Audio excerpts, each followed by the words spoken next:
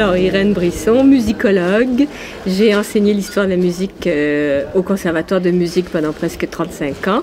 J'ai pris ma retraite il y a 3 ans et une retraite hyperactive puisque je continue d'écrire, de faire des conférences, de donner quelques concerts comme organiste amateur. Et puis, je viens d'écrire mon premier livre, donc au complet, sur les violons du roi.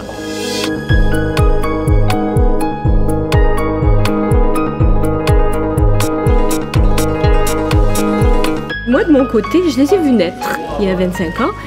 J'avais à l'époque plusieurs des élèves du conservatoire ou des finissants qui étaient dans l'orchestre. Alors pour moi, je les suivais. C'était nos élèves qui étaient là dans un petit orchestre de chambre. Alors c'était agréable de les suivre. Puis après, je les ai suivis comme auditrice au concert ou bien simplement aussi comme critique musicale à l'occasion pour Le Soleil. J'étais critique pour des concerts des violons du roi. J'ai recensé leurs disques pour différentes revues et puis je les ai présentés parfois à la radio aussi, aussi bien à Radio Galilée qu'à Radio-Canada, donc les dernières parutions des violons du roi. Puis j'écris à l'occasion leurs notes de programme puis des notices pour leurs disques aussi, lorsque ça m'est demandé. Finalement, je me suis aperçue que je les connaissais pas mal sous différentes facettes depuis le début. Alors, j'ai pas pu refuser. Je pense que je m'en serais voulu. J'ai ratissé les archives des violons du roi, toutes les coupures de presse, les photos. J'ai rencontré Bernard Labadie, qui a été d'une gentillesse et d'une patience devant toutes mes questions, parfois un peu farfelues d'ailleurs.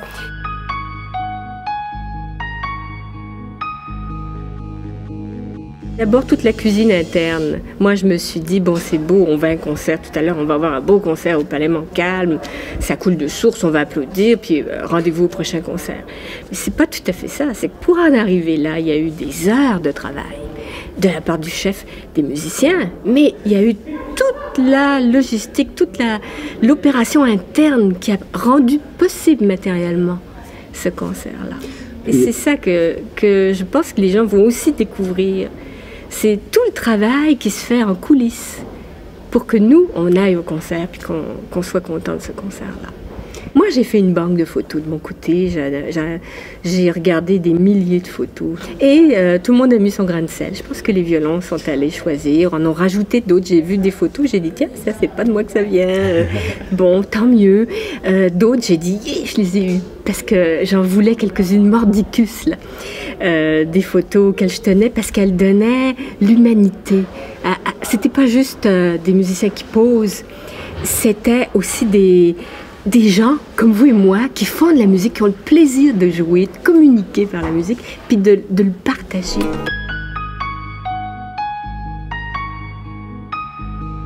J'ai voulu que ça reste accessible.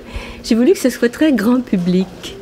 Donc, je l'ai écrit de manière, j'espère, vivante et simple pour que les gens se retrouvent puis qu'ils aient du plaisir à découvrir. Alors, de temps en temps, ça évolue un peu comme un suspense parce que ça va bien puis il arrive quelque chose. Est-ce qu'il faut survivre?